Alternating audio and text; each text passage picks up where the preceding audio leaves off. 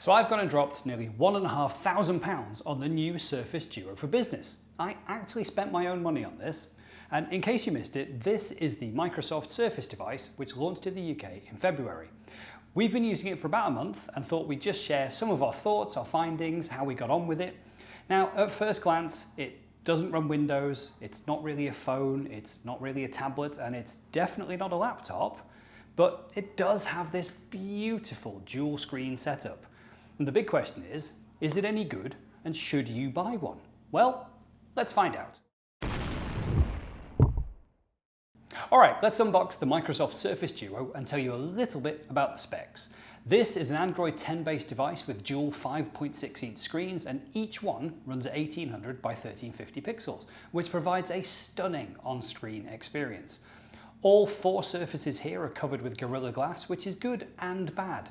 Whilst it's amazing to look at from any angle, you are one slip away from disaster. It does come complete with a little rubber bumper that tries to stave off that tragedy, but you know it's coming. You'll notice that there is only one port on here, which is a USB 3.1, so there's no headphone socket, which is typical with modern devices, but with Bluetooth 5 you'll have no issues connecting your favourite wireless headphones. And trust me, you'll probably want to use headphones, but more about that later.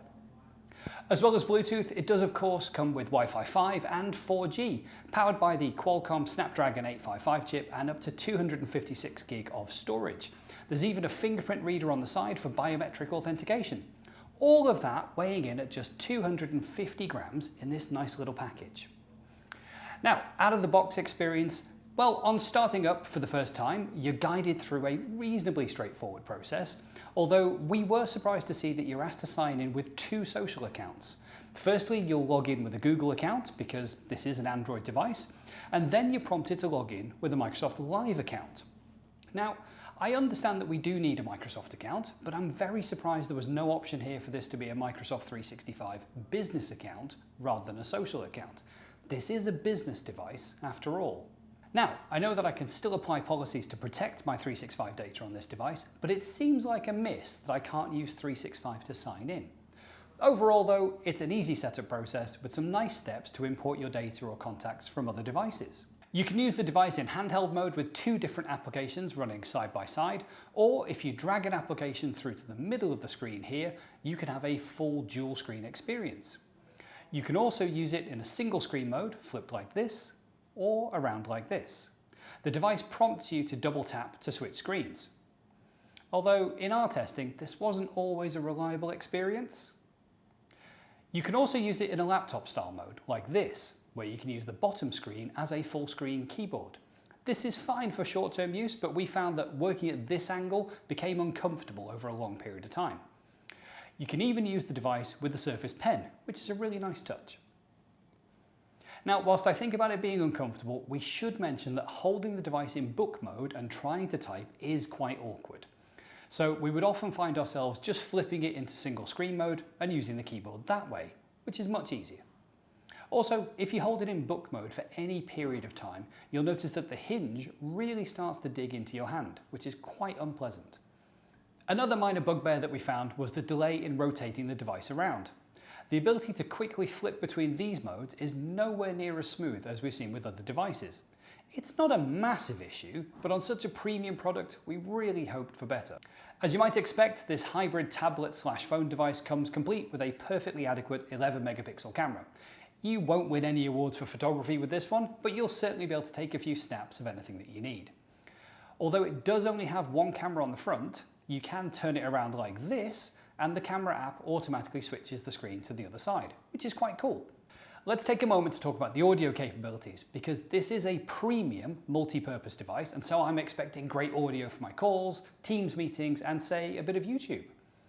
Overall, the audio was disappointing. With a single mono speaker setup over on the left-hand side, the audio quality is tinny, and the volume isn't very impressive either, which is quite disappointing for a premium device.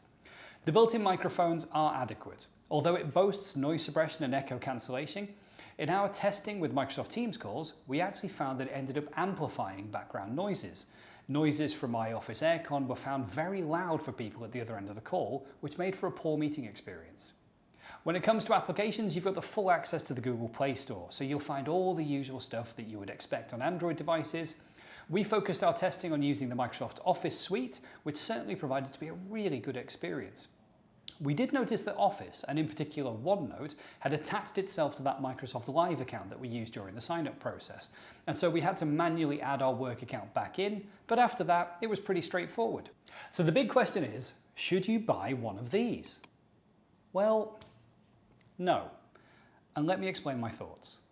You see, for me, this is a premium device with a premium price tag at £1,350. That's nearly $1,900 US, but it doesn't behave like a premium device.